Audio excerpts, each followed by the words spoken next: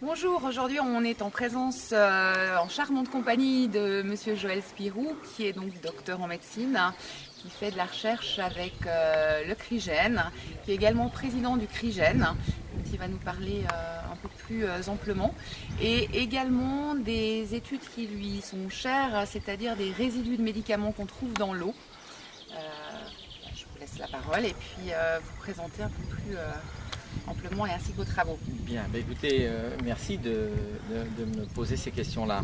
Le CRIGEN, donc, c'est un comité de recherche et d'information indépendante sur génie génétique qui a été créé par Corinne Lepage, ancienne ministre de l'Environnement, il y a bientôt 15 ans. Depuis plus de 13 ans, j'appartiens au conseil scientifique du CRIGEN, qui est présidé par le professeur Gilles-Éric Serralini, que vous connaissez déjà bien. Et ensemble, nous travaillons sur les OGM, l'impact des OGM sur la santé, des pesticides sur la santé, et aussi d'autres xénobiotiques, comme le bisphénol, le triméthylétain, etc. Ça, c'est une partie de mon travail, en plus de la médecine générale en cabinet libéral.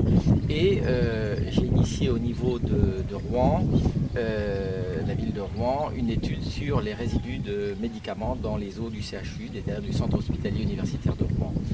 Il faut savoir que la problématique des résidus de médicaments est une problématique relativement récente, parce que les premières publications internationales datent des années 2000. Comme si on n'aurait pas pu penser que les médicaments se retrouvent dans les effluents et dans les rivières. Depuis lors, on a vu quelques études, de plus en plus nombreuses études sortir sur cette problématique-là, mais de façon très ponctuelle, c'est-à-dire que les scientifiques allaient prélever 1 litre d'eau dans une rivière ou dans un effluent, analyser et donner les résultats. Mais ça ne pouvait pas nous donner l'idée de l'importance en termes de tonnage des résidus que l'on pouvait retrouver. Donc l'étude que l'on a mise sur pied avec le professeur Guerbet du Havre et de Rouen et le professeur Goulet, toxicologue et pharmacologue tous les deux, c'est de faire une étude à la fois de détection et de quantification de 25 molécules, parmi lesquelles des médicaments antalgiques, antitussifs, comment dirais-je, à visée neurologique ou à visée cardiologique. On a choisi 25 molécules et alors on les a dosées à la sortie du CHU de Rouen, à l'entrée de la station d'épuration, au milieu, à la sortie et dans les bouts d'épuration. Mais tout ça avec, pendant une campagne de 30 jours, avec des préleveurs asservis au flux. C'est-à-dire que quand on allait chercher notre bidon de 5 litres tous les matins, il représentait exactement ce qui était passé de façon proportionnelle pendant toutes les 24 heures qui précédaient. Donc comme ça, on a pu multiplier ce que l'on trouvait par le nombre de litres ou de milliers de litres qui passaient. Et le résultat premier, c'est que sur ces 25 molécules, on en retrouve à peu près 320 kg à l'entrée de la station d'épuration et 300 kg à la sortie. Et la sortie chez nous à Rouen, c'est la rivière, c'est la Seine, c'est le fleuve de la Seine.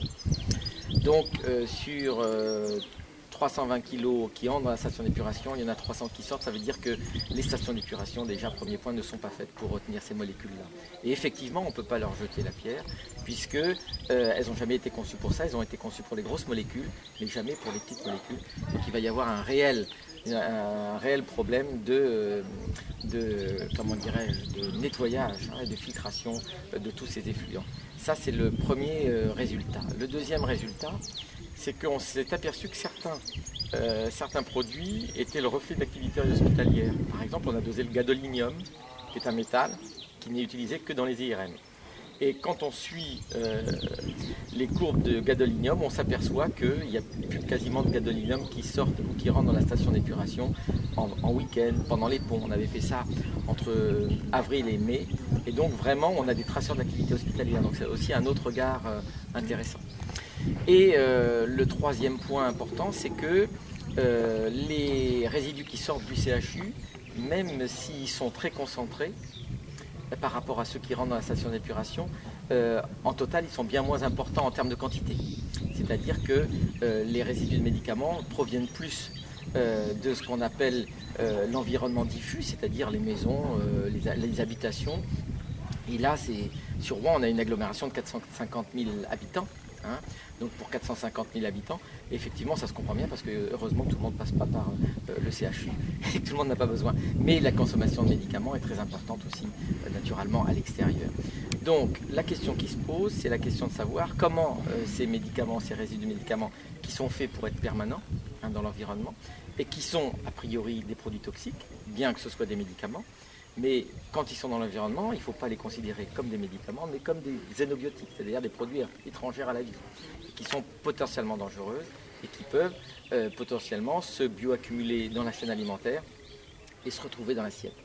Malheureusement, en France, on a eu un changement de système politique qui a fait que avant, on avait les directions régionales de sécurité sanitaire, d'assurance maladie et de sécurité sanitaire, qui ont été transformées il y a 1 an et demi par les ARS, Agences régionales de santé, qui ont été demandées par le gouvernement de M. Sarkozy. Et donc les personnes ont changé. Et le protocole de l'étude, ça avait été financé par la DRAS. Et l'étude prévoyait d'aller rechercher dans les poissons plats, les moules et les organismes filtreurs de la baie de Seine, rechercher ces 25 molécules pour finir l'étude et pour voir dans quelle mesure ces médicaments rentraient dans la chaîne alimentaire. Manque de chance, les structures changeant, les hommes changent et les nouvelles structures, l'ARS. La question de l'ARS, quand j'ai présenté le dossier, vous verrez un petit peu comment ça tient aux hommes et puis ça tient souvent aussi à la bêtise. L'ARS a été très contente de voir les résultats et m'ont dit « Dr Spirou, est-ce que vous pouvez nous présenter des cas de patients qui ont été malades du fait des résidus de médicaments dans les organismes filtreurs, les moules, les crabes, etc. » Et j'ai dit « Écoutez, je suis désolé, mais il n'y a pas d'étude de fait pour ça, donc j'ai pas vu. » Et alors la réponse a été de dire « Écoutez, Dr Spirou, pas de malade, pas de financement. » Donc vous voyez un petit peu comment fonctionne notre regard sur la santé et surtout un regard sur la santé environnementale. Parce que le but du jeu, c'était de pouvoir, oui ou non, ça rentrait dans la chaîne alimentaire. Si ça ne rentrait pas dans la chaîne alimentaire, pourquoi se préoccuper? Mais tant qu'on ne saura pas, on ne demandera pas aux stations d'épuration de modifier leur protocole et on ne demandera pas non plus aux concitoyens d'augmenter leurs dépenses sur la qualité de l'eau, parce que fatalement ça passera et ça rebondira sur monsieur et madame tout le monde qui seront obligés de payer des redevances pour avoir des mètres cubes d'eau propre à consommation. Voilà le gros problème et je vous montre. Et ces exemples-là, c'était sur les médicaments, mais on peut avoir des multiples exemples comme ça en termes de santé environnementale. Alors qu'est-ce qu'on peut faire pour que ça bouge et que ça change et qu'il puisse y avoir l'argent pour continuer ces études et en fait nous protéger finalement et arriver à quelque chose de concret? Eh bien écoutez, ça fait 1 an et demi que je cherche 35 000 € pour aller faire cette étude-là. Et pour l'instant, à toutes les institutions où je suis allé, je ne les ai pas trouvées. D'accord. Donc il nous faut faire pression sur ces institutions. Voilà, exactement. Voilà. Ça, c'est le travail de toutes les associations et sur les gouvernements, parce que vous m'accorderez que 35 000 € pour le ministère de l'Environnement ou le ministère de la Santé, c'est quand même un petit peu peanuts dans les dépenses. Mais je pense qu'il y a aussi la volonté de ne pas savoir, parce que le jour où on publiera que ça rentre dans la chaîne alimentaire, on demandera naturellement à avoir des méthodes d'évitement, c'est-à-dire de modifier les stations d'épuration. Et d'ailleurs, les grands groupes de traitement de l'eau ne demandent que ça à la limite, parce que ça leur fera une plus-value. Mais pour l'instant, ils ne veulent pas financer les études non plus. D'accord, alors c'est à nous, ONG et public, de vous aider et exactement. À nous faire un monde meilleur. Eh bien tout à fait, je compte sur vous et merci en tous les cas. Merci Monsieur Spirou, merci beaucoup.